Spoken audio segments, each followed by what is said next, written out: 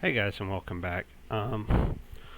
So I've been back and forth on whether or not I was going to make this video, and I've decided I think I'm just going to do it.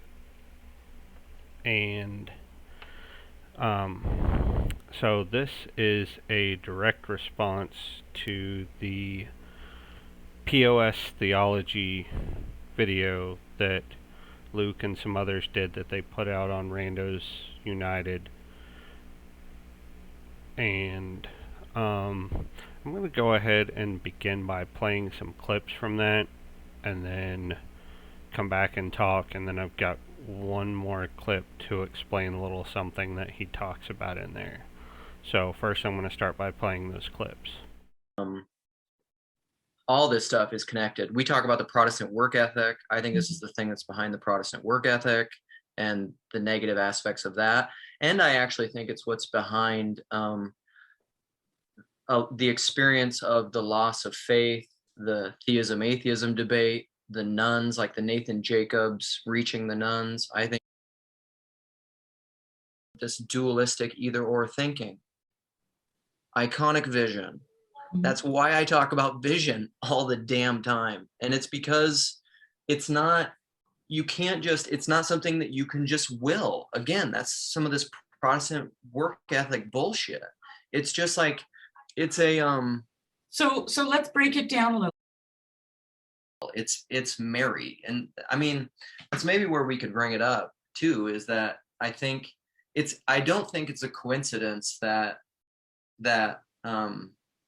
the feminine aspects of Christianity and that Mary is not venerated and talked about nearly as much in the East, especially Protestantism, as it is within Orthodoxy. I mean, it's obviously there within Catholicism quite a bit. Way, but anyway, I'll yield the floor back. Yeah. Well, so I mean, but this is where I think that it's. So this gets at a little bit more of like the existential conundrum that I think people who are raised within the water of the piece of shit theology get, is that, and especially, and it's most clear, I'll just present it this way, even though I think it's implicit even in like Arminian schools of thought and whatever, it's everywhere, because it's anything that's downstream of Augustine, in my opinion. But like the Calvinists will say to your Adam Lanza question, no, there's not a point at which God says, I'm not going to love you anymore. I mean, God loved St. Paul of Tarsus. You know, he loved people that were murdering Christians all the time. But God, in his, and I would cage it this way. I don't know how else to cage it. I mean, I think a lot of Calvinists would balk at this characterization, but like God's arbitrary will, he just says, this Adam Lanza I love, this one I'm going to keep as a piece of shit and just torture forever in hell. Well, you know, that, okay. Conversations.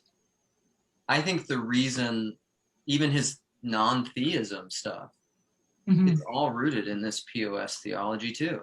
It is. Like I would see, I mean, if he just got rid of all of that, which is basically what he's been told Christianity is his whole life, because nobody knew any different. What he's basically operating now and practicing and trying to figure out, to me, is just, it's basically Christianity, and like even the ancient liturgy and the church and everything. It's not. This is why I say to people, like, it's not. I don't see Orthodoxy as dogmatic in a confessional way, because it truly is Mistological, where it's the core. Like, even if you read through the Nicene Creed or the Apostles' Creed or anything like that, these creeds that they have, they're very I don't know, they're very, very broad. Like there's specifics about Jesus and stuff, but like those are, I don't know, there's maybe people at the end of the day that wouldn't want to profess the Nicene Creed for whatever reason, but like kind of like what we were saying before, a lot of that comes down to, I think, egoic bumper cars and semantics, because you know, like I could talk to a materialist, you know, physicist, astrophysicist, talking about the Big Bang, and I'm just like, well, you're just basically elucidating Trinitarian theology and just calling it other stuff. Part of the reason to bring it back to the POS stuff too, that this is so passionate to me is, again, is I'm one of the things that I'm afraid of in this conversation is that people will, in a very dualistic way, just see it as like anti-Calvinism, anti-Augustinian, anti-West, anti-whatever. And I'm not, because I think that there are facets. This is about exceptions and rules. As a rule, as a pattern, I see this as bad. However, there are many examples within Western Christendom of people that do not manifest this kind of, the deistic, dualistic understanding of God. Because anytime you're manifesting fruit of the Spirit and loving, I think you're not doing that. So of course people do that. But the issue that I have is that personally, in my own experience and anecdotally, and I think pretty much like 98% of the people that Paul talks to have existentially suffered because of this theology. Right, that's the problem, right? Like the it's not necessary. process. Okay, so what is Luke really rambling on about in all these clips? Where does he come up with this idea of the Protestant work ethic? Why does he say things like,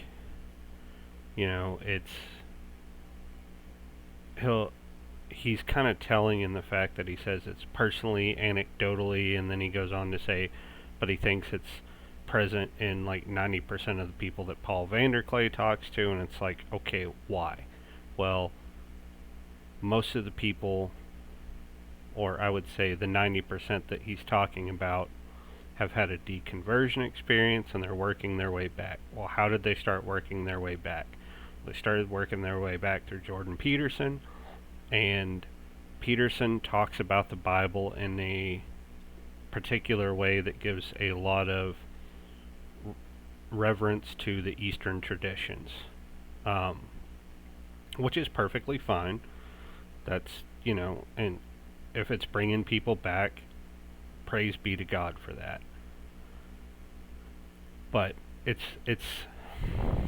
extremely telling of what Luke is trying to get at. But I do want to show another 3-minute video clip about what the Protestant work ethic that Luke is going on about. I want it to be explained, and then I'll come back and talk a little bit more about that. Welcome to the McCat Multimedia Series, a McCat analysis of Max Weber's The Protestant Ethic and the Spirit of Capitalism.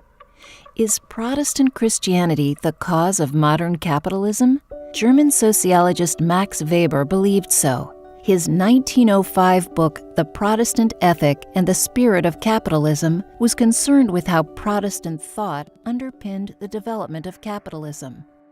Weber argued that the spirit of capitalism lay behind the unplanned growth of capitalism in the 19th century. He defined this spirit as the belief in pursuing ever-increasing profit from economic activity. Importantly, Weber believed that this spirit does not tolerate greed, but rather encourages hard work to make and invest profits. Capitalists should refrain from living luxuriously, but should always prioritize work. Weber believed that this spirit developed directly from ascetic Protestantism. Ascetic beliefs require that people renounce physical pleasures and comfort in the pursuit of greater spiritual fulfillment. In particular, Weber considered ascetic Protestantism's idea of a calling. This is the notion that humans have one task set by God, and one proves one's faith to God by working at it. This, for Weber, underpins the spirit of capitalism. In addition, Weber paid particular attention to capitalism's relationship to Calvinism, a branch of Protestantism. Calvinism held that whether someone would go to heaven or hell was predestined. By earning greater wealth, followers could convince themselves that they were destined for salvation. To understand Weber's view on the growth of capitalism, let's consider an analogy. Two boys, James and Peter, decide to set up lemonade stands. Each starts with $3, which they use to buy 3 jugs of lemonade. Each jug of lemonade sells for a total of $2, meaning both boys have made a profit of $3. What should they do with their earnings? They can reinvest their profits to buy more jugs of lemonade, expanding their business, or they could spend the money on candy. James realizes that if he buys candy for $1, he's not sacrificing one jug of lemonade, but thousands of future jugs. He decides to reinvest the money into his lemonade stand. Peter instead decides to only buy one new jug of lemonade and spend the rest on candy. The Protestant work ethic sees this as a failure, as it distracts Peter from the virtue of hard work. Over time, James builds a lemonade empire. He follows the Protestant ethic and so believes that any luxury the business acquires, say a private jet, is something it has earned. Max Weber is considered one of the founders of the field of sociology. A more detailed examination of these ideas can be found in the McCat analysis.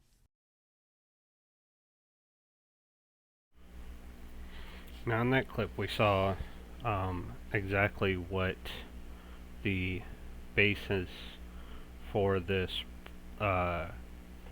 Protestant work ethic that he talks about really is, and so I've hit back at him and said, why not just talk about the roots of this, which are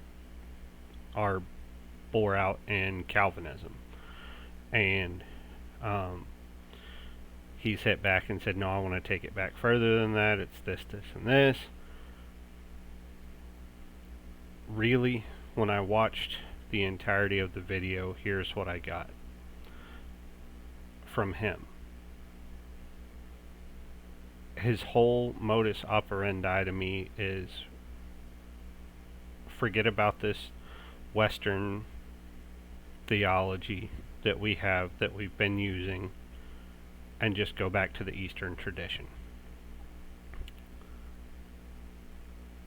And I know that he, for whatever reason, has found himself more convinced that that is the way to go.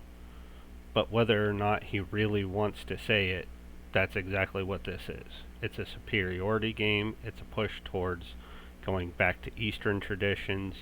It's this idea that is in Catholicism as well as the Orthodox tradition of leave all that over there, all this capitalism, this work ethic that he claims is just so predominant in all of Western theology. Leave all that behind and come back over here. Well, what's over here on this other side?